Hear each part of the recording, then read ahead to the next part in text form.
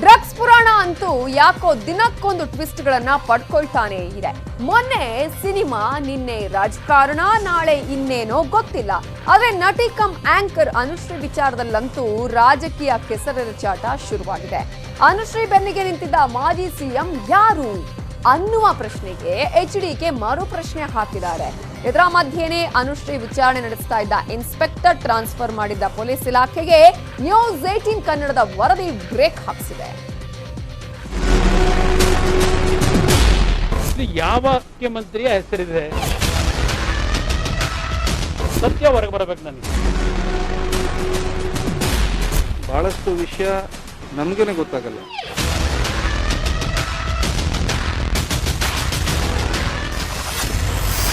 ಅನುಶ್ರೀ ಬೆನ್ನಿಗೆ ನಿಂತ ಮಾಜಿ ಸಿಎಂ ಯಾರು? ಪ್ರಶ್ನೆ ಕೇಳಿದಕ್ಕೆ ಎಚ್ಡಿಕೆ ಕೆಂಡಾಮಂಡಲ. ಒಂದು ರೀತಿಯ ಕಪೋಲ ಕಲ್ಪಿತ ಸ್ಟೋರಿಗಳು ಪ್ರತಿನಿತ್ಯ ಬರ್ತಾ ಇದೆ. 2 ಬಾರಿ ರಾಜ್ಯದ ಮುಖ್ಯಮಂತ್ರಿ ಆಗಿರತಕ್ಕಂಥವ್ರೊಬ್ಬರು ಮತ್ತು ಒಬ್ಬ ಮಾಜಿ ಮುಖ್ಯಮಂತ್ರಿಯ ಮಗ ಮತ್ತೆ ಇನ್ನೊಬ್ಬರು ಪ್ರಭಾವಿ ರಾಜಕಾರಣಿ ತಮ್ಮ, ಈ ರೀತಿ ನೀವು ಸುದ್ದಿಗಳು ಮಾಡಿದ್ದೀರಿ. ನನಗೆ 2 ಬಾರಿ ರಾಜ್ಯದ ಮುಖ್ಯಮಂತ್ರಿ ಆಗಿರ್ತಕ್ಕಂಥವರು ಈಗ ಬದುಕಿರ್ತಕ್ಕಂಥದ್ದು, ನಾನೊಬ್ಬ ಬದುಕಿದ್ದೇನೆ. ತನಿಖೆ ಆಗಬೇಕು ಇದರ ಬಗ್ಗೆ. ಕೇಳಿದ್ರಲ್ಲ ಮಾಜಿ ಸಿಎಂ ಕುಮಾರಸ್ವಾಮಿ ಅವರ ಮಾತನ್ನ. ರಾಜ್ಯದಲ್ಲೇ ತಲ್ಲಣ ಸೃಷ್ಟಿಸಿರೋ ಡ್ರಗ್ಸ್ ಪ್ರಕರಣದಲ್ಲಿ ಆಂಕರ್ ಅನುಶ್ರೀಗೆ ಮಾಜಿ ಸಿಎಂ ಕೃಪಾ ಕಟಾಕ್ಷ ಇದೆ. ಅನುಶ್ರೀ ಮಾಜಿ ಸಿಎಂ ಜೊತೆ ಅವರ ಮಗನ ಜೊತೆ ಮಾತನಾಡಿದ್ದಾರೆ ಅನ್ನೋ ಸುದ್ದಿ ಹೊರಗೆ ಬಂತು. ಆದ್ರೆ ಆ ಮಾಜಿ ಸಿಎಂ ಯಾರು ಅನ್ನೋದಕ್ಕೆ ಇನ್ನೂ ಉತ್ತರ ಸಿಕ್ಕಿಲ್ಲ. ಈ ಬಗ್ಗೆ ಎಚ್ಡಿಕೆ ಅವರನ್ನ ಪ್ರಶ್ನೆ ಕೇಳಿದ್ರೆ ಗರಂ ಆದ್ರು. ಇತ್ತೀಚೆಗೆ ಒಬ್ಬ ಟಿವಿ ಆಂಕರ್ ಏನಿದ್ದಾರೆ ಅನುಶ್ರೀ, ರಾಜ್ಯದ 3 ರಾಜಕೀಯ ಪಕ್ಷಗಳ ಪ್ರಭಾವಿ ನಾಯಕರುಗಳ ಮೇಲೆ ಒತ್ತಡ ತರ್ತಕ್ಕಂಥದ್ದಕ್ಕೆ ಆ ಹೆಣ್ಣುಮಗಳು ಫೋನ್ ಮುಖಾಂತರ ಅವ್ರ ಜೊತೆ ಚರ್ಚೆ ಮಾಡಿರ್ತಕ್ಕಂಥ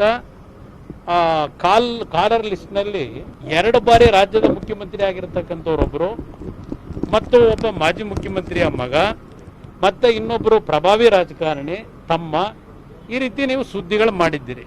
ಮಾಜಿ ಮುಖ್ಯಮಂತ್ರಿಗಳು ಇವತ್ತು ಬದುಕಿರತಕ್ಕಂಥದ್ದು, ನಾನೊಬ್ಬ ಬದುಕಿದ್ದೇನೆ, ಸಿದ್ದರಾಮಯ್ಯನವರಿದ್ದಾರೆ, ವೀರಪ್ಪ ಮೊಯ್ಲಿ ಅವರಿದ್ದಾರೆ, SM ಕೃಷ್ಣ ಅವರಿದ್ದಾರೆ, ಜಗದೀಶ್ ಶೆಟ್ಟರ್ ಇದ್ದಾರೆ, ಸದಾನಂದ ಗೌಡರಿದ್ದಾರೆ. ಇಷ್ಟು ಜನ ಮಾಜಿ ಮುಖ್ಯಮಂತ್ರಿಗಳಿದ್ದೇವೆ. ಮಾಜಿ ಮುಖ್ಯಮಂತ್ರಿಗಳು 6 ಜನ ನಾವೇನಿದ್ದೇವೆ. ಯಾರವನು ಮಾಜಿ ಮುಖ್ಯಮಂತ್ರಿ? ಆ ಹೆಸರನ್ನಾದ್ರೂ ತರಬೇಕಲ್ಲ. ಒಂದು ರೀತಿಯ ಕಪೋಲ ಕಲ್ಪಿತ ಸ್ಟೋರಿಗಳು ಪ್ರತಿನಿತ್ಯ ಬರ್ತಾ ಇದೆ. ಪೊಲೀಸ್ ಇಲಾಖೆಯಿಂದ ಇದು ಲೀಕ್ ಆಗಿಲ್ಲ, ನಾವು ಯಾರ ಹೆಸರನ್ನು ಹೇಳಿಲ್ಲ, ಯಾರು ನಮಗೆ ಫೋನ್ ಮಾಡಿಲ್ಲ ಅಂತಾರೆ. ಇದಿಷ್ಟೇ ಅಲ್ಲ, ಜನರ ಸಮಸ್ಯೆಗಳನ್ನ ಡೈವರ್ಟ್ ಮಾಡೋದಕ್ಕೆ ಸರ್ಕಾರನೇ ಸುಳ್ಳು ಸುದ್ದಿಗಳನ್ನ ಸೃಷ್ಟಿಸ್ತಿದ್ಯಾ ಅನ್ನೋದು ಎಚ್ಡಿಕೆ ಪ್ರಶ್ನೆ. ಇದು ರಾಜ್ಯ ಸರ್ಕಾರಕ್ಕೆ ಸರಿಯಾದ ರೀತಿಯ ಜನರ ಸಮಸ್ಯೆಗಳನ್ನ ಬಗೆಹರಿಸಲಿಕ್ಕೆ ಸಾಧ್ಯ ಇಲ್ಲದೆ ಜನಗಳ ಮೈಂಡ್ ಅನ್ನ ಡೈವರ್ಟ್ ಮಾಡ್ಲಿಕ್ಕೆ ಈ ರೀತಿ ಸುದ್ದಿಗಳನ್ನ ನೀವೇ ಬಿಟ್ಕೊತಾ ಇದ್ದೀರೋ ಸರ್ಕಾರ, ಇಲ್ಲ ನಿಮ್ಮ ಮಾಧ್ಯಮಗಳ ದಾರಿ ತಪ್ಪಿಸ್ತಾ ಇದ್ದೀರೋ, ಇಲ್ಲ ಮಾಧ್ಯಮಗಳೇ ನಾಡಿನ ಜನತೆ ದಾರಿ ತಪ್ಪಿಸ್ತಾ ಇದ್ದಾರೋ. ಸತ್ಯ ಹೊರಗೆ ಬರಬೇಕು. ನನಗೆ ನಾನು ಸಾರ್ವಜನಿಕವಾಗಿ ಈ ರೀತಿಯ ಸಂಶಯಗಳು ಬಂದಾಗ ಹೊರಗಡೆ ಈ ವಿಷಯ ಪ್ರಸ್ತಾಪ ಮಾಡದೇ ಇದ್ರೆ ಜನ ಒಬ್ಬೊಬ್ಬರು ಒಂದೊಂದು ರೀತಿ ಸಂಶಯಗಳನ್ನು ವ್ಯಕ್ತಪಡಿಸ್ಕೊಂಡು ಹೋಗ್ತಕ್ಕಂಥದ್ದೇನಿದೆ. ಇದು ಡಿಪಾರ್ಟ್ಮೆಂಟ್ ಪೊಲೀಸ್ ಯಾರಿದ್ದಾನೆ ಶಿವಪ್ಪ ನಾಯಕ ಅಂತ ಹೇಳಿ ನಾನು ಚೆಕ್ ಮಾಡ್ಕೊಂಡಾಗ ನಿನ್ನೆ, ಈ ವ್ಯಕ್ತಿ ಇವತ್ತು ಸತ್ಯ ಹೇಳಬೇಕು, ವರದಿಗಾರನ್ಗೆ ಹೇಳಿದ್ದಾನೋ ಇಲ್ಲ ವರದಿಗಾರ ಈ ನಂಬರ್ ಏನ್ ಕೊಟ್ಟಿದ್ದಾನೆ ಅವನಿಗೆ ಅರೆಸ್ಟ್ ಮಾಡಬೇಕು ಇಮಿಡಿಯೇಟ್ ಆಗಿ. ಯಾರ 3-4 ಹೆಣ್ಮಕ್ಳನ್ನ ತಗೊಂಡು ಎಳ್ದಾಡ್ಕೊಂಡು ಕೂತ್ಕೊಳ್ಳೋದ? ಅಪ್ಪ ಸರ್ಕಾರದವರು ಮಾಡ್ತಾ ಇದ್ದಾರೆ. ಎಷ್ಟು ದಿನ ಬೇಕು ಇದಕ್ಕೆ? 2 ಗಂಟೆ ಕೆಲಸ 20 ದಿನದಿಂದ ಮಾಡ್ತಾರೆ. ಅಂದ್ಹಾಗೆ ಕುಮಾರಸ್ವಾಮಿ ಹೇಳಿದ ಆ ಪೊಲೀಸ್ ಅಧಿಕಾರಿ ಇವರೇ, ಮಂಗಳೂರು ಸಿಸಿಬಿ ಇನ್ಸ್ಪೆಕ್ಟರ್ ಶಿವಪ್ರಕಾಶ್ ನಾಯಕ್. ಯಾವಾಗ ಡ್ರಗ್ಸ್ ಕೇಸ್ನಲ್ಲಿ ಮಾಜಿ ಸಿಎಂ ಹೆಸರು ನಟಿ ಅನುಶ್ರೀ ಜೊತೆ ತಳುಕು ಹಾಕಿಕೊಳ್ತೋ ಆ ಸುದ್ದಿ ಹೊರಬಿದ್ದ ಬೆನ್ನಲ್ಲೇ ಇನ್ಸ್ಪೆಕ್ಟರ್ ಶಿವಪ್ರಕಾಶ್ ಅವರನ್ನ ಎತ್ತಂಗಡಿ ಮಾಡಿದ್ರು. ಖಡಕ್ಕಾಗಿ ತನಿಖೆ ನಡೆಸುತ್ತಿದ್ದ ಶಿವಪ್ರಕಾಶ್ ವರ್ಗಾವಣೆ ಹಿಂದೆ ರಾಜಕೀಯ ಇದೆಯಾ ಅಂತ ಇವತ್ತು ನಿಮ್ಮ ನ್ಯೂಸ್ 18 ಕನ್ನಡ ವಿಸ್ತೃತ ವರದಿ ಬಿತ್ತರಿಸಿತ್ತು. ಸಿಸಿಬಿ ಇನ್ಸ್ಪೆಕ್ಟರ್ ಶಿವಪ್ರಕಾಶ್ ಇದೀಗ ದಿಢೀರ್ ಅಂತ ಟ್ರಾನ್ಸ್ಫರ್ ಆಗೋಗಿದ್ದಾನೆ. ಕಿಶೋರ್ ಶೆಟ್ಟಿಯನ್ನ ಈ ಪ್ರಕರಣದಿಂದ ಕೈ ಬಿಡಬೇಕು ಅಂತ ಶಿವಪ್ರಕಾಶ್ ಅವರ ಮೇಲೆ ಆ ಭಾಗದ ಪ್ರಭಾವಿ ನಾಯಕರೊಬ್ಬರು ಒತ್ತಡ ಹೇರಿದ್ರಂತೆ. ತನಿಖೆ ಆರಂಭದಲ್ಲೇ ತನಿಖಾಧಿಕಾರಿ ಬದಲಾವಣೆ ಆಗಿದ್ದು ಹಲವು ಅನುಮಾನಗಳು ಹೀಗೆ ಎದ್ದಿವೆ. ಡ್ರಗ್ಸ್ ಕೇಸ್ನಲ್ಲಿರೋ ಆರೋಪಿ ಡ್ಯಾನ್ಸರ್ ಕಿಶೋರ್ ಶೆಟ್ಟಿ ಬಂಧನ ಆಗದಂತೆ ಮಂಗಳೂರಿನ ಶಾಸಕರೊಬ್ಬರು ಶಿವಪ್ರಕಾಶ್ ವರ್ಗಾವಣೆಗೆ ಒತ್ತಡ ಹಾಕಿದ್ದನ್ನ ಜನರ ಮುಂದಿಡಿತು. ಈಗ ಶಿವಪ್ರಕಾಶ್ ವರ್ಗಾವಣೆಯನ್ನ ಸಿಸಿಬಿ ಪೊಲೀಸರು ತಡೆ ಹಿಡಿದಿದ್ದಾರೆ. ಬಹಳಷ್ಟು ವಿಷಯ ನಮಗೇನೆ ಗೊತ್ತಾಗಲ್ಲ. ಮಾಧ್ಯಮ ಸುದ್ದಿಯಿಂದ ನಮಗೆ ಬರೋದು ಆ ಒಂದು ನಾವು ಇನ್ವೆಸ್ಟಿಗೇಟ್ ಮಾಡಬೇಕಾಗ್ತದೆ. ಬಹಳಷ್ಟು ಜನ ಆಫೀಸರ್ದು ಟ್ರಾನ್ಸ್ಫರ್ ಇದೆಲ್ಲ ಬಗ್ಗೆ ಸುದ್ದಿ ಬಂತು. ಯಾವುದೇ ಕಾರಣಕ್ಕೆ ಯಾರ ಆಫೀಸರ್ ಮೇಲೆ ಯಾವುದು ಒತ್ತಡ ಅಲ್ಲ. ಈ ಮಧ್ಯೆ ನಟಿ ಕಮ್ ಆಂಕರ್ ಅನುಶ್ರೀ ಮೊಬೈಲ್ನಲ್ಲಿ ಸೇವ್ ಆಗದ 37 ನಂಬರ್ಗಳು ಸಿಕ್ಕಿವೆ. ಆ ನಂಬರ್ಗಳ ಬೆನ್ನು ಬಿದ್ದಿರೋ ಪೊಲೀಸರು ತನಿಖೆಯನ್ನ ಮತ್ತಷ್ಟು ಚುರುಕುಗೊಳಿಸಿದ್ದಾರೆ. ಅಷ್ಟೇ ಅಲ್ಲ, ಅನುಶ್ರೀ 4 ಪ್ರಭಾವಿ ರಾಜಕಾರಣಿಗಳಿಗೆ ಫೋನ್ ಮಾಡಲು 6 ಸಿಮ್ಗಳನ್ನ ಬಳಸಿದ್ದಾರೆ ಅನ್ನೋ ಅನುಮಾನ ಶುರುವಾಗಿದೆ. 2 ಮಾಜಿ ಸಿಎಂ ಪುತ್ರರ ನಂಬರ್, ಮತ್ತೊಬ್ಬ ರಾಜಕಾರಣಿಯ ತಮ್ಮನ ಹೆಸರು, 4ನೇ ಹೆಸರು ಮಾತ್ರ ಅವರ ಡೆಸಿಗ್ನೇಷನ್ ಅಲ್ಲಿ ಸೇವ್ ಆಗಿದೆ ಅಂತ ಹೇಳಲಾಗ್ತಿದೆ. ನಟ ದಿಗಂತ್ ಆಪ್ತನಿಗೆ ಸಿಸಿಬಿ ಕೋಳ. ಹೌದು, ನಿನ್ನೆ ರಾತ್ರಿ ಬೆಂಗಳೂರಿನಲ್ಲಿ ನಟ ದಿಗಂತ್ ಸಂಪರ್ಕದಲ್ಲಿದ್ದ ಸಂದೀಪ್ ಕಾಮತ್ ಎಂಬ ಉದ್ಯಮಿ ಮಗ ಸೇರಿ 2ರನ್ನ ಸಿಸಿಬಿ ಪೊಲೀಸರು ವಶಕ್ಕೆ ಪಡೆದಿದ್ದಾರೆ. ಈ ಉದ್ಯಮಿ ಮಗನಿಗೂ ಡ್ರಗ್ಸ್ ಪೆಡ್ಲರ್ಗಳಿಗೂ ಲಿಂಕ್ ಇತ್ತು ಅನ್ನೋದಕ್ಕೆ ಸಿಸಿಬಿ ಪೊಲೀಸರಿಗೆ ಮತ್ತಷ್ಟು ಸಾಕ್ಷಿ ಸಿಕ್ಕಿದೆ. ಇನ್ನೊಂದ್ ಕಡೆ ನಟಿ ಸಂಜನಾ ಗಲ್ರಾನಿ, ರಾಗಿಣಿ ದ್ವಿವೇದಿ ಸೇರಿ ಹಲವರ ವಿಚಾರಣೆಯೂ ನಡೀತಿದೆ.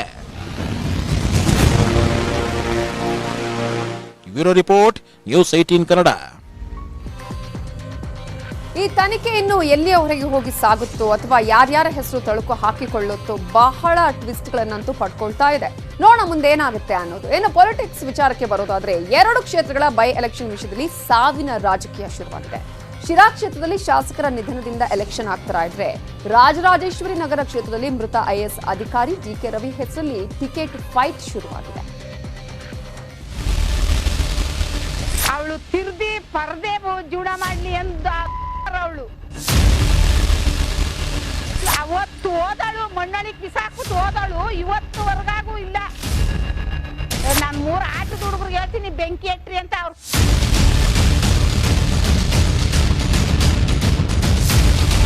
ಕೇಳಿದ್ರಲ್ಲ, ಇದು IAS ಅಧಿಕಾರಿ ದಿವಂಗತ ಡಿಕೆ ರವಿ ತಾಯಿ ನಿನ್ನೆ ಆಡಿದ್ದ ಮಾತುಗಳು. ರಾಜರಾಜೇಶ್ವರಿ ನಗರ ವಿಧಾನಸಭೆ ಬೈ ಎಲೆಕ್ಷನ್ಗೆ ರವಿ ಅವರ ಪತ್ನಿ ಕುಸುಮ ಕಾಂಗ್ರೆಸ್ ಅಭ್ಯರ್ಥಿ ಆಗ್ತಾರೆ ಅನ್ನೋ ಸುದ್ದಿ ಕೇಳಿ ಡಿಕೆ ರವಿ ತಾಯಿ ಹೀಗೆ ಕೆಂಡ ಕಾರಿದ್ರು. ಆದ್ರೆ ಡಿಕೆ ರವಿ ಮಾವ ಕುಸುಮ ತಂದೆ ಹನುಮಂತ್ ರಾಯಪ್ಪ ನ್ಯೂಸ್ 18 ಕನ್ನಡದ ಜೊತೆ ಮಾತನಾಡಿದ್ರು. ಮಗಳನ್ನ ಎಲೆಕ್ಷನ್ಗೆ ನಿಲ್ಲಿಸೋ ವಿಚಾರದಲ್ಲಿ ಮಾತನಾಡ್ತಾ ಡಿಕೆ ರವಿ ಸಾವಿನ ವಿಷಯವನ್ನು ಪ್ರಸ್ತಾಪಿಸಿದ್ರು. ಇವತ್ತೇನು ಅವ್ರ ತಾಯಿ ನನ್ನ ಮಗಳ ಮೇಲೆ ಆರೋಪ ಮಾಡ್ತಾ ಇದ್ದಾರೆ, ಹೇಳ್ಬೇಕಲ್ಲ ಯಾಕೆ, ಯಾವ ಕಾರಣಕ್ಕೆ ರವಿ ಆತ್ಮಹತ್ಯೆ ಮಾಡ್ಕೊಂಡ ಅಂತ. CBI ರಿಪೋರ್ಟ್ ನಲ್ಲೆಲ್ಲ ಸವಿಸ್ತಾರವಾಗಿ ಹೇಳಿದ್ದಾರೆ. ನಾನು ಇಲ್ಲಿವರೆಗೆ ಬಾಯಿ ಮುಚ್ಚಿಕೊಂಡು ರವಿಯ ಘನತೆಗೆ ಕುಂದು ಬರಬಾರ್ದು, ನನ್ನ ಮಗಳು ನನ್ನ ಕುಟುಂಬದ ಮೇಲೆ ಯಾವುದೇ ಆಪಾದನೆ ಬಂದರೂ ಸಹಿಸ್ಕೊಂಡಿದ್ದೀನಿ. ನನ್ನ ಮಗನ ಬಗ್ಗೆ ಅಷ್ಟೊಂದು ಮಾತಾಡ್ತಾರಲ್ಲ, ಹೇಳ್ಬೇಕಲ್ಲ. ಅವರೊಬ್ಬರಿಗೆ ನೋವಿರೋದು. ನನ್ನ ಮಗಳು 25ನೇ ವರ್ಷಕ್ಕೆ 26ನೇ ವರ್ಷಕ್ಕೆ ಆತ್ಮಹತ್ಯೆ ಮಾಡ್ಕೊಂಬಿಟ್ರೆ ಹೆಣ್ಮಕ್ಳ ಕತೆ ಏನಾಗ್ಬೇಕು? ನಮಗ್ ನೋವಿಲ್ವಾ ನನ್ನ ಮಗಳಿಗೆ ಹಿಂಗಾಯ್ತಲ್ಲ ಅಂತ? ಇಷ್ಟಕ್ಕೆ ಸುಮ್ಮನಾಗಲಿಲ್ಲ ಹನುಮಂತರಾಯಪ್ಪ. ರಾಜರಾಜೇಶ್ವರಿ ನಗರ ಬೈ ಎಲೆಕ್ಷನ್ಗೆ ಮಗಳನ್ನ ನಿಲ್ಲಿಸೋದಕ್ಕೆ ತಯಾರಿ ಮಾಡ್ಕೊಳ್ತಾ ಇದ್ದು, ಇದೆಲ್ಲ ಗೌರಮ್ಮ ಕೈಯಿಂದ ಬೇರೆಯವರು ಹೇಳಿಸ್ತಿದ್ದಾರೆ ಅಂತ ಗುಡುಗಿದ್ರು. ಗೌರಮ್ಮ ಮಾತು ನಿಲ್ಲಿಸದಿದ್ರೆ ಡಿಕೆ ರವಿ ಸಾವಿನ ರಹಸ್ಯವನ್ನ ಬಿಚ್ಚಿಡ್ತೀನಿ ಅಂತಾನೂ ಆಕ್ರೋಶ ಹೊರಹಾಕಿದ್ರು. ತರ್ಸ್ಕೊಂಡು ನೋಡಿ CBI ರಿಪೋರ್ಟ್ನ, ಇಲ್ಲಿದ್ರೆ ನನಗೆ ಕೇಳಿ ಕಳಿಸ್ತೀನಿ. CBI ರಿಪೋರ್ಟ್ನ ಏನಿದೆ ಸವಿಸ್ತರವಾಗಿ ಯಾಕೆ ಆತ್ಮಹತ್ಯೆ ಮಾಡ್ಕೊಂಡಂತ ಬರೆದಿದ್ದಾರೆ. ಮುಂದೆ ಇದೇ ರೀತಿ ಏನಾದ್ರೂ ಅವ್ರು ಮುಂದುವರೆದ್ರೆ ಮುಂದೆ ನಾನು ಎಲ್ಲವನ್ನು ಬಿಚ್ಚಿಡ್ಬೇಕಾಗ್ತದೆ. ನಾನು ಸೋಮವಾರ ಅಥವಾ ಮಂಗಳವಾರ ತಮ್ಮ ಮಾಧ್ಯಮಗಳ ಮುಂದೆ ಹೇಳ್ತೀನಿ ಏನೇನು ನಡೀತಾ ಇದೆ ಅಂತಕ್ಕಂಥದ್ದು. ಈಗ ಮತ್ತೆ ಯಾವ ಪ್ರಲೋಭನೆ ಕೆಲಸ ಮಾಡ್ತಾ ಇದೆ ಅಂತಕ್ಕಂಥದ್ದು ಇದೆಲ್ಲದಕ್ಕೂ ಗೊತ್ತು. ಹನುಮಂತರಾಯಪ್ಪ ಕಾಂಗ್ರೆಸ್ನಿಂದ ರಾಜರಾಜೇಶ್ವರಿ ಕ್ಷೇತ್ರದಲ್ಲಿ ಮಗಳನ್ನ ನಿಲ್ಲಿಸ್ತಾ ಇದ್ದು, ಇವತ್ತು ಡಿಕೆ ಸುರೇಶ್ ಹನುಮಂತರಾಯಪ್ಪ ಮನೆಗೆ ಭೇಟಿ ನೀಡಿದ್ರು. ಕಾಂಗ್ರೆಸ್ ಸೇರ್ಪಡೆಗೆ ಡಿಕೆ ರವಿ ಪತ್ನಿ ಕುಸುಮ ಒಪ್ಪಿದ್ದು, ನಾಳೆ ಕಾಂಗ್ರೆಸ್ ಸೇರ್ಪಡೆ ಆಗಲಿದ್ದು ಸೋಮವಾರ ಕುಸುಮ ಅಭ್ಯರ್ಥಿ ಆಗೋದು ಫೈನಲ್. ಕುಸ್ಮಾರ್ ಅವರಿಗೆ ನಮ್ಮ ಪಕ್ಷದ ಸದಸ್ಯತ್ವವನ್ನು ತೆಗೆದುಕೊಡ್ಬೇಕು ಅಂತ ಹೇಳಿ ಅನೇಕರು ಒತ್ತಡವನ್ನ ಮಾಡ್ತಾ ಇದ್ರು. ಬಂದು ಭೇಟಿ ಮಾಡಿ ಅವರು ನಮ್ಮ ಪಕ್ಷದ ಸದಸ್ಯತ್ವವನ್ನು ತೆಗೆದುಕೊಳ್ಬೇಕು ಅಂತ ಹೇಳಿ ಕೇಳ್ಕೊಂಡಿದ್ದೇವೆ. ಬಹಳ ಸಂತೋಷದಿಂದ ಕಾಂಗ್ರೆಸ್ ಪಕ್ಷದ ಸದಸ್ಯತ್ವವನ್ನು ತೆಗೆದುಕೊಳ್ಳಿಕ್ಕೆ ಒಪ್ಪಿದ್ದಾರೆ. ರಾಜರಾಜೇಶ್ವರಿ ವಿಧಾನಸಭಾ ಕ್ಷೇತ್ರದಲ್ಲಿ ಹನುಮಂತರಾಯಪ್ಪನವರು ಬಹಳ ಹಿರಿಯ ಮುಖಂಡರು. ಕೆಲವಾರು ಕಾರಣಗಳಿಂದ ಅವರು ಪಕ್ಷವನ್ನ ಬಿಟ್ಟು ಬೇರೆ ಪಕ್ಷದ ಜೊತೆ ಗುರುತಿಸಿಕೊಂಡಿದ್ರು. ಯಾರು ನಮ್ಮ ಪಕ್ಷ ತತ್ವ ಸಿದ್ಧಾಂತಗಳ ಆಧಾರದ ಮೇಲೆ ಕೆಲವರು ತೊಂದರೆಗೆ ಒಳಗಾಗಿ ಪಕ್ಷ ಬಿಟ್ಟಿದ್ರು, ಅಂತವ್ರನ್ನೆಲ್ಲ ಮತ್ತೆ ಪಕ್ಷಕ್ಕೆ ಸೇರಿಸ್ಕೊಳ್ಳುವಂತ ಕೆಲಸ ಮಾಡ್ತಾ ಇದ್ವಿ. ಅದರಲ್ಲಿ ಕುಸುಮಾ ಅವರವರು ಕೂಡ ಒಂದು. ಆದ್ರೆ ಕುಮಾರಸ್ವಾಮಿ ಮಾತ್ರ JDS ಪಕ್ಷಕ್ಕೆ ಬಂದು ಹಾಳ್ ಮಾಡಿ ಹೋದ್ರು ಅಂತ ಹನುಮಂತರಾಯಪ್ಪ ವಿರುದ್ಧ ಗುಡುಗಿದ್ರು. ಆರ್ ನಗರದಲ್ಲಿ ಈಗಾಗಲೇ 3 ಅಭ್ಯರ್ಥಿಗಳ ಶಾರ್ಟ್ ಲಿಸ್ಟ್ ಮಾಡಿದ್ದೇವೆ. ನಮ್ಮ ಕ್ಷೇತ್ರಕ್ಕೆ ನಮ್ಮದೇ ಆದಂತ ಒಂದು ಸ್ಟ್ರೆಂತ್ ಇದೆ, ಅಲ್ಲಿ ವರ್ಕರ್ಸ್ ಇದ್ದಾರೆ. ಅವರು ನಮ್ಮ ಪಕ್ಷದ ಕಾರ್ಯಕರ್ತರಲ್ಲ. ಅವ್ರಿಗೆ ಬೇಕಾದಾಗ ಬಂದ್ರು, ಬೇಕಾದಾಗ ಹೋಗಿದ್ದಾರೆ. ನನ್ನ ಪಕ್ಷ ಹಾಳು ಮಾಡ್ಲಿಕ್ಕೆ ಏನ್ ಬೇಕೋ ಮಾಡಿದ್ರು, ಈಗ ಹೋಗಿದ್ದಾರೆ ಅಲ್ಲಿ. ಇದಿಷ್ಟು ರಾಜರಾಜೇಶ್ವರಿ ನಗರ ಕ್ಷೇತ್ರದ ಕಥೆಯಾದ್ರೆ ಅಕಾಲಿಕ ನಿಧನರಾದ ಸತ್ಯನಾರಾಯಣ ಅವರಿಂದ ತೆರವಾದ ಶಿರಾ ಕ್ಷೇತ್ರದಲ್ಲಿ ಬೈ ಎಲೆಕ್ಷನ್ ಕಾವು ರಂಗೇರ್ತಾ ಇದೆ. ಜೆಡಿಎಸ್ ಮುಖಂಡರಾಗಿದ್ದ ಡಾಕ್ಟರ್ ಸಿಎಂ ರಾಜೇಶ್ ಗೌಡ ಇವತ್ತು ಬಿಜೆಪಿಗೆ ಸೇರ್ಪಡೆಯಾದ್ರು.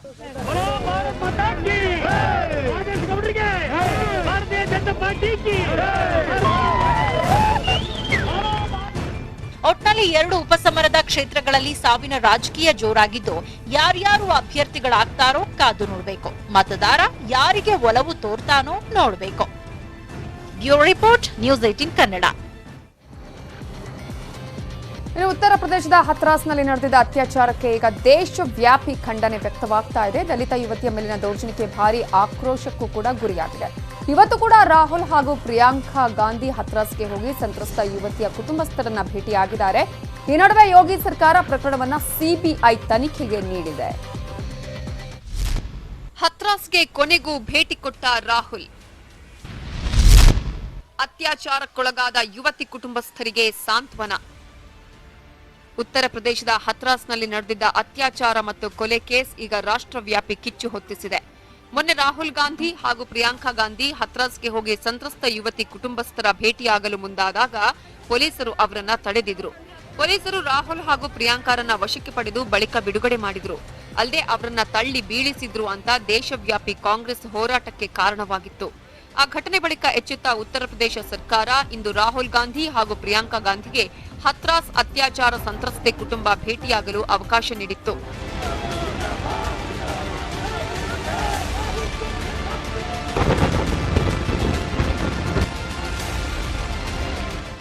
ಹಥ್ರಾಸ್ಗೆ ತೆರಳಲು ರಾಹುಲ್ ಗಾಂಧಿ ಇಂದು ಕೂಡ ಸಾವಿರಾರು ಕಾರ್ಯಕರ್ತರ ಜೊತೆಗೂಡಿ ಹಥ್ರಾಸ್ನತ್ತ ರ್ಯಾಲಿ ಹಮ್ಮಿಕೊಂಡಿದ್ರು. ಆದರೆ ಉತ್ತರ ಪ್ರದೇಶ ಪೊಲೀಸರು ಅವರನ್ನ ದೆಹಲಿ ನೋಯ್ಡಾ ಗಡಿಯಲ್ಲೇ ತಡೆ ಹಿಡಿದ್ರು. ಆದರೆ ಸಂತ್ರಸ್ತ ಯುವತಿಯ ಕುಟುಂಬ ಸದಸ್ಯರನ್ನ ಭೇಟಿ ಮಾಡಲು ತಮಗೆ ಅವಕಾಶ ನೀಡಬೇಕು ಅಂತ ಕಾಂಗ್ರೆಸ್ ನಾಯಕರು ಪಟ್ಟು ಹಿಡಿದಿದ್ರು. ಈ ಹಿನ್ನೆಲೆಯಲ್ಲಿ ಯೋಗಿ ಆದಿತ್ಯನಾಥ್ ಸರ್ಕಾರ ರಾಹುಲ್ ಗಾಂಧಿ, ಪ್ರಿಯಾಂಕಾ ಗಾಂಧಿ ಸೇರಿದಂತೆ 5 ಮಾತ್ರ ಹಥ್ರಾಸ್ಗೆ ತೆರಳಲು ಅನುಮತಿ ಕೊಟ್ಟಿತು. ರಾಹುಲ್ ಗಾಂಧಿ ಹಾಗೂ ಪ್ರಿಯಾಂಕಾ ಗಾಂಧಿ ಹಥ್ರಾಸ್ಗೆ ಆಗಮಿಸಿ ಮೃತ ಯುವತಿ ಕುಟುಂಬಸ್ಥರನ್ನ ಭೇಟಿಯಾಗಿ ಸಾಂತ್ವನ ಹೇಳಿದ್ರು. ಅಲ್ಲದೆ ಶೀಘ್ರವೇ ಕುಟುಂಬಕ್ಕೆ ನ್ಯಾಯ ಕೊಡಿಸಬೇಕು ಅಂತ ರಾಹುಲ್ ಗಾಂಧಿ ಯೋಗಿ ಆದಿತ್ಯನಾಥ್ ಸರ್ಕಾರವನ್ನ ಒತ್ತಾಯಿಸಿದ್ರು.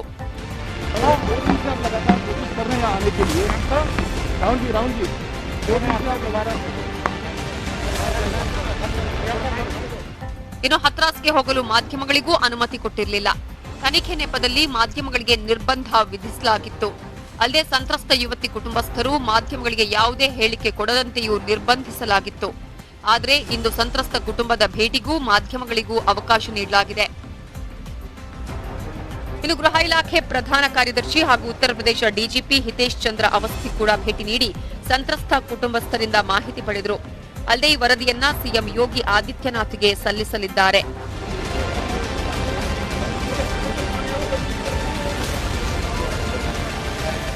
ಇನ್ನು ಹಥ್ರಾಸ್ ಅತ್ಯಾಚಾರವನ್ನು ಖಂಡಿಸಿ ಪಶ್ಚಿಮ ಬಂಗಾಳ ಸಿಎಂ ಮಮತಾ ಬ್ಯಾನರ್ಜಿ ಬೃಹತ್ ಪ್ರತಿಭಟನಾ ರ್ಯಾಲಿ ನಡೆಸಿದ್ರು. ಸಾವಿರಾರು ಕಾರ್ಯಕರ್ತರ ಸಮ್ಮುಖದಲ್ಲಿ ಮಮತಾ ಪಾದಯಾತ್ರೆ ನಡೆಸಿ ಯೋಗಿ ಆದಿತ್ಯನಾಥ್ ಸರ್ಕಾರದ ವಿರುದ್ಧ ಹೋರಾಟ ನಡೆಸಿದ್ರು. ಬಳಿಕ ಮಾತಾಡಿದ ಮಮತಾ ಬ್ಯಾನರ್ಜಿ ಬಿಜೆಪಿ ಹಠಾವೋ ಭೇಟಿ ಬಚಾವೋ ಘೋಷಣೆ ಕೂಗಿದ್ರು. देखो दलित के ऊपर कितना अत्याचार हो रहा है. आज दलित लोग रो रहा है. चुनाव का टाइम में दलित का घर पे जाके बोलता है बाहर से खाना बना के लेकर कि हम दलित का घर में खाना खाते हैं और उसका बाद दलित का ऊपर अत्याचार करते हैं, अब मारते हैं. क्या नहीं हुआ है. 19 ವರ್ಷ ವಯಸ್ಸಿನ ದಲಿತ ಯುವತಿ ಮೇಲಿನ ಭೀಕರ ಅತ್ಯಾಚಾರಕ್ಕೆ ಇಡೀ ದೇಶಾದ್ಯಂತ ಆಕ್ರೋಶ ವ್ಯಕ್ತವಾಗ್ತಿದೆ. ಯೋಗಿ ಆದಿತ್ಯನಾಥ್ ಸರ್ಕಾರದ ವಿರುದ್ಧ ಕಾಂಗ್ರೆಸ್ ಮುಗಿಬಿದ್ದಿದೆ. ಮತ್ತೊಂದು ಕಡೆ ಎಸ್ಐಟಿ ತನಿಖೆ ಪೂರ್ಣಗೊಂಡಿದ್ದು ಶೀಘ್ರವೇ ಸರ್ಕಾರಕ್ಕೆ ವರದಿ ಸಲ್ಲಿಸಲಿದೆ. ಇನ್ನು ಪ್ರಾಥಮಿಕ ತನಿಖಾ ವರದಿ ಆಧಾರದ ಮೇಲೆ ಎಸ್ಪಿ, ಡಿಎಸ್ಪಿ, ಇನ್ಸ್ಪೆಕ್ಟರ್ ಸೇರಿ ಮತ್ತಿತರ ಅಧಿಕಾರಿಗಳನ್ನ ಕೂಡ ಯೋಗಿ ಸರ್ಕಾರ ಅಮಾನತುಗೊಳಿಸಿದೆ. Bureau report, news 18. ದೇಶಾದ್ಯಂತ ಯಾವ ಮೂಲೆಯಲ್ಲೇ ಏನೇ ಸುದ್ದಿ ನಡೆದರೂ ಅದನ್ನ ಸಮಗ್ರವಾಗಿ ವಿಶ್ಲೇಷಣೆ ಮೂಲಕ ತಿಳಿಯಪಡಿಸುವಂತಹ ವೆಬ್ಸೈಟ್ ಅಂದ್ರೆ ಅದು ನ್ಯೂಸ್ 18 ಕನ್ನಡದ ವೆಬ್ಸೈಟ್. ಅದಕ್ಕೆ ನೀವು ಲಾಗಿನ್ ಮಾಡಿ kannada.news18.comಗೆ ಲಾಗಿನ್ ಮಾಡಿದ್ರೆ ಎಲ್ಲ ಮಾಹಿತಿ ಕ್ಷಣಾರ್ಧದಲ್ಲಿ ಲಭ್ಯವಾಗುತ್ತೆ. ಅಗ್ರ ರಾಷ್ಟ್ರೀಯ ವಾರ್ತೆ ಮುಂದುವರಿಯುತ್ತೆ ಬ್ರೇಕ್ ಆದ್ಮೇಲೆ. ಅಗ್ರ ರಾಷ್ಟ್ರೀಯ ವಾರ್ತೆಗೆ ಮತ್ತೆ ಸ್ವಾಗತ. ಹಿಮಾಲಯದ ಬೆಟ್ಟಗಳ ಅಡಿಯಲ್ಲಿ ಇಂಜಿನಿಯರ್ಗಳು ಚಮತ್ಕಾರವನ್ನ ಮಾಡಿದ್ದಾರೆ. ಭಾರತದ ವೈಜ್ಞಾನಿಕ ಖ್ಯಾತಿಗೆ ಮತ್ತೊಂದು ಮುಕುಟ ಸೇರ್ಪಡೆಯಾಗಿದೆ. ಅದುವೇ ಅಟಲ್ ಟನಲ್. ಜಗತ್ತಿನ ಅತಿ ಉದ್ದದ ಹೈವೇ ಸುರಂಗ ಲೋಕಾರ್ಪಣೆಯಾಗಿದ್ದು ನೆರೆಯ ಚೀನಾಗೂ ಇದು ಬಿಗ್ ಶಾಕ್ ಕೊಟ್ಟಿದೆ.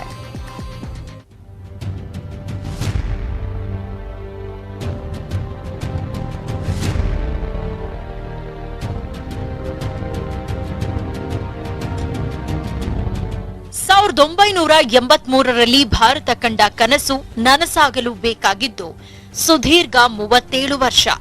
ಆ ಕನಸಿನ ಯೋಜನೆ ಕೊನೆಗೂ ನನಸಾಯಿತು. ದುರ್ಗಮ ಬೆಟ್ಟದಡಿಯಲ್ಲಿ ಜಗತ್ತಿನ ಅತಿ ಉದ್ದದ ರಾಷ್ಟ್ರೀಯ ಹೆದ್ದಾರಿ ಸುರಂಗ ಮಾರ್ಗ ರೆಡಿಯಾಗೇ ಬಿಡ್ತು. ಅಟಲ್ ಟನಲ್ ಈಗ ಸಂಚಾರಕ್ಕೆ ಮುಕ್ತ. अटल टनल इसी आत्मविश्वास का प्रतीक है.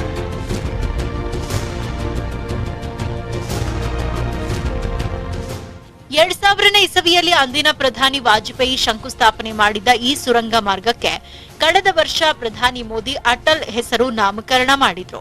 ಇವತ್ತು ಅಟಲ್ ಟನಲ್ ರಸ್ತೆಯನ್ನ ಮೋದಿ ಉದ್ಘಾಟನೆ ಮಾಡಿದ್ರು. ಅಟಲ್ ಟನಲ್ನಲ್ಲಿ ನಡೆದಾಡಿ ಖುಷಿ ಪಟ್ರು.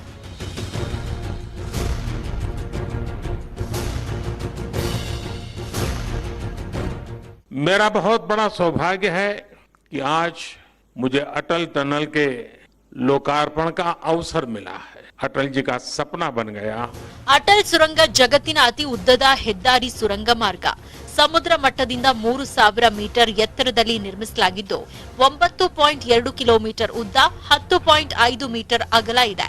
ಸಿಂಗಲ್ ಟ್ಯೂಬ್ ಬೈಲೈನ್ ಟನಲ್ ರೋಡ್ ಆಗಿದ್ದು ರಸ್ತೆಯ ಎರಡೂ ಬದಿಯಲ್ಲಿ 1 ಮೀಟರ್ ಅಗಲಕ್ಕೆ ಫುಟ್ಪಾತ್ ನಿರ್ಮಿಸಲಾಗಿದೆ. ಸುರಂಗ ಮಾರ್ಗದ ಪ್ರತಿ 60 ಮೀಟರ್ಗಳಿಗೆ ಸಿಸಿಟಿವಿ ಕ್ಯಾಮೆರಾ ಕಣ್ಗಾವಲಿದೆ.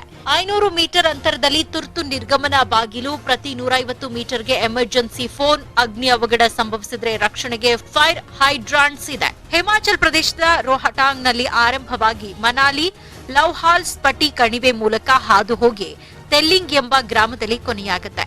ಈ ಸುರಂಗ ಮಾರ್ಗದಿಂದ 46 ಕಿಲೋಮೀಟರ್ ಸುತ್ತಿ ಬಳಸುವುದು ತಪ್ಪಿದೆ. ಜೊತೆಗೆ ಭವಿಷ್ಯದಲ್ಲಿ ಸೇನೆಗೆ ತುರ್ತಾಗಿ ರಕ್ಷಣಾ ಸಾಮಗ್ರಿ ಸಾಗಿಸಲು ಅನುಕೂಲ ಆಗುತ್ತೆ. ಈ ಸುರಂಗ ಮಾರ್ಗ ನಿರ್ಮಾಣಕ್ಕೆ 3200 ಕೋಟಿ ಖರ್ಚಾಗಿದ್ದು ಪ್ರತಿದಿನ 3000 ಕಾರ್ಗಳು, 1500 ಟ್ರಕ್ಗಳು ಸಂಚರಿಸಬಹುದು. अटल टनल इसी आत्मविश्वास का प्रतीक है. Bureau report, news 18 Kannada. Bollywood ನಟ ಸುಶಾಂತ್ ಸಿಂಗ್ ಸಾವು ಪ್ರಕರಣಕ್ಕೆ ಟ್ವಿಸ್ಟ್ ಸಿಕ್ಕಿದೆ. ಸುಶಾಂತ್ ಸಿಂಗ್ ರಜಪೂತ್ ಕೊಲೆ ಆಗಿಲ್ಲ ಅಂತ ಸಿಬಿಐಗೆ ಏಮ್ಸ್ ವೈದ್ಯರು ಹೇಳಿದಾರಂತೆ. ಸುಶಾಂತ್ಗೆ ವಿಷ ಉಣಿಸಿಲ್ಲ, ಕತ್ತನ್ನು ಹಿಸುಕಿಲ್ಲ, ವಿಷವಿಕ್ಕಿದ್ದಾರೆ ಅನ್ನೋದು ಒಂದು ಅನುಮಾನ ಅಷ್ಟೇ. ಆತ್ಮಹತ್ಯೆ ಮಾಡಿಕೊಂಡೇ ಸುಶಾಂತ್ ಸಿಂಗ್ ಸಾವನ್ನಪ್ಪಿದ್ದಾರೆ ಅಂತ ಏಮ್ಸ್ ವೈದ್ಯರು ಸ್ಪಷ್ಟನೆಯನ್ನ ಕೊಟ್ಟಿದ್ದಾರೆ. ಹಾಗೆಯೇ ಬಾಲಿವುಡ್ನ ನಟ ಅಕ್ಷಯ್ ಕುಮಾರ್ ಸುಶಾಂತ್ ಸಾವಿನ ಕೇಸ್ ಹಾಗೆಯೇ ಡ್ರಗ್ಸ್ ನಂಟಿನ ಬಗ್ಗೆ ಮಾತಾಡಿದ್ದಾರೆ. ಸಿನಿ ರಂಗದಲ್ಲಿ ಇಂತಹ ಸುದ್ದಿಗಳು ಭಾರಿ ಆಘಾತವನ್ನ ತರುತ್ತೆ. ಯಾರದ್ದೋ ಒಬ್ಬರ ತಪ್ಪಿಗೆ ಇಡೀ ಇಂಡಸ್ಟ್ರಿಗೆ ಕಳಂಕ ಬರ್ತಾ ಇದೆ. ನಟ ನಟಿಯರು ಸಮಾಜಕ್ಕೆ ಮಾರಕವಾಗದೆ ಎಲ್ಲರಿಗೂ ಮಾದರಿಯಾಗಬೇಕು. ನಮ್ಮ ಕಾನೂನು ಸುವ್ಯವಸ್ಥೆಯನ್ನ ಗೌರವಿಸಬೇಕು ಅಂತ ಹೇಳಿದ್ದಾರೆ. सुशांत सिंह राजपूत की सडन डेथ के बाद से ऐसे बहुत से इश्यूज सामने आए हैं जिन्होंने हमें भी इतना ही दर्द दिया है जितना आप सबको, और इन मुद्दों ने हमें अपने खुद के गिरेबान में झांकने को मजबूर किया है. हमारी फिल्म इंडस्ट्री की ಹೀಗೆ ಸಿನಿ ರಂಗ ಆಗಿರ್ಬೋದು, ಅಪರಾಧ ಜಗತ್ತು ಆಗಿರ್ಬೋದು, ಡ್ರಗ್ಸ್ ವಿಚಾರ ಆಗಿರ್ಬೋದು, ಎಲ್ಲಾ ಸುದ್ದಿಗಳ ಬಗ್ಗೆ ನಿಮಗೆ ಸಮಗ್ರವಾದ ಮಾಹಿತಿಯನ್ನ ನೀವು ಸಂಪೂರ್ಣವಾಗಿ ತಿಳ್ಕೋಬೇಕು ಅನ್ನೋದಾದ್ರೆ ನಮ್ಮ ವೆಬ್ಸೈಟ್ kannada.news18.comಗೆ ನೀವು ಲಾಗಿನ್ ಮಾಡಿದ್ರೆ ಕ್ಷಣ ಮಾತ್ರದಲ್ಲಿ ಎಲ್ಲವೂ ಕೂಡ ನಿಮಗೆ ಸಿಗುತ್ತೆ. ಇನ್ನುಳಿದ ಸುದ್ದಿ ನೋಡೋಣ ಚಿಕ್ಕ ಬ್ರೇಕ್ ಆದ್ಮೇಲೆ. Welcome back. ಮೈಸೂರು ದಸರಾವನ್ನ ಸರಳವಾಗಿ ಆಚರಣೆ ಮಾಡಲಾಗ್ತಾ ಇದೆ. ಈ ಸಲ ನಿನ್ನೆಯಷ್ಟೇ ಅರಮನೆಗೆ ಬಂದ ಗಜಪಡೆ ವಿಶ್ರಾಂತಿಯನ್ನ ಪಡಿತಾ ಇದ್ದು ದಸರಾ ಆನೆಗಳಿಗೆ ಮಾವುತರು ಸ್ನಾನ ಮಾಡಿಸಿದ್ರು. ಇನ್ನು ಮಾವುತರು ಕಾವಾಡಿಗರಿಗೆ ಕೊರೋನಾ ಟೆಸ್ಟ್ ಅನ್ನ ಮಾಡಲಾಗಿದೆ. ಎಲ್ಲ ಮಾವುತ ಕಾವಾಡಿ ಸಿಬ್ಬಂದಿಯ ವರದಿ ನೆಗೆಟಿವ್ ಬಂದಿದೆ.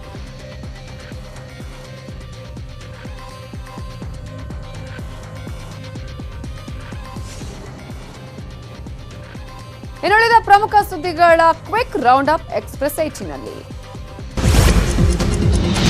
ಬೆಂಗಳೂರಲ್ಲಿ ಇವತ್ತು 9,886 ಕೊರೋನಾ ಕೇಸ್ ಕಾಣಿಸಿಕೊಂಡಿದೆ. ಇವತ್ತು ಕೋವಿಡ್ನಿಂದ 100 ಜನ ಸಾವನ್ನಪ್ಪಿದ್ದಾರೆ. 8,989 ಮಂದಿ ಗುಣಮುಖರಾಗಿದ್ರೆ ಇನ್ನು 1,12,783 ಸಕ್ರಿಯ ಕೇಸ್ಗಳಿದೆ.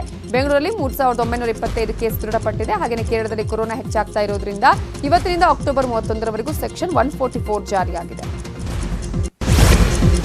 ಶಾಲಾ ಆರಂಭದ ಬಗ್ಗೆ ಯಾವುದೇ ತೀರ್ಮಾನ ಇನ್ನೂ ಆಗಿಲ್ಲ ಅಂತ ಶಿಕ್ಷಣ ಸಚಿವ ಸುರೇಶ್ ಕುಮಾರ್ ಮತ್ತೊಮ್ಮೆ ಸ್ಪಷ್ಟಪಡಿಸಿದ್ದಾರೆ. ಶಾಲಾ ಆರಂಭಕ್ಕೆ ಕೇಂದ್ರ ಅವಕಾಶ ಕೊಟ್ಟಿದೆ, ಆದರೆ ಅಕ್ಟೋಬರ್ 15ರಿಂದ ಹಂತವಾಗಿ ಆರಂಭಕ್ಕೆ ಅವಕಾಶ ಇದೆ. ಆದರೆ ಶಿಕ್ಷಣ ಇಲಾಖೆ ಇನ್ನೂ ಕೂಡ ಇದರ ಬಗ್ಗೆ ತೀರ್ಮಾನಿಸಿಲ್ಲ.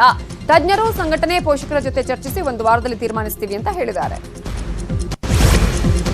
ಚಿತ್ರ ಸಾಹಿತಿ ಕೆ ಕಲ್ಯಾಣ್ ದಾಂಪತ್ಯ ಜೀವನ ಬೀದಿಗೆ ಬಂದಿದೆ. ತಮ್ಮ ಪತ್ನಿ ಅಶ್ವಿನಿಯನ್ನ ಕಿಡ್ನಾಪ್ ಮಾಡಿದ್ದಾರೆ ಅಂತ ಕಲ್ಯಾಣ್ ಶಿವಾನಂದ್ ಎನ್ನುವಾತನ ವಿರುದ್ಧ ಬೆಳಗಾವಿ ಮಾಳಮಾರುತಿ ಠಾಣೆಯಲ್ಲಿ ದೂರು ಕೊಟ್ಟಿದ್ದಾರೆ. ಇವತ್ತು ಇನ್ಸ್ಪೆಕ್ಟರ್ ಬಿಆರ್ ಗಡ್ಡೇಕರ್ ಅಶ್ವಿನಿ ಅವರನ್ನು ಕರೆಸಿ ವಿಚಾರಣೆ ಮಾಡಿದ್ದಾರೆ. ಬೀಳಗಿ ಮೂಲದ ಮಂತ್ರವಾದಿ ಶಿವಾನಂದ್ನ ವಶಕ್ಕೆ ಪಡೆಯಲಾಗಿದೆ.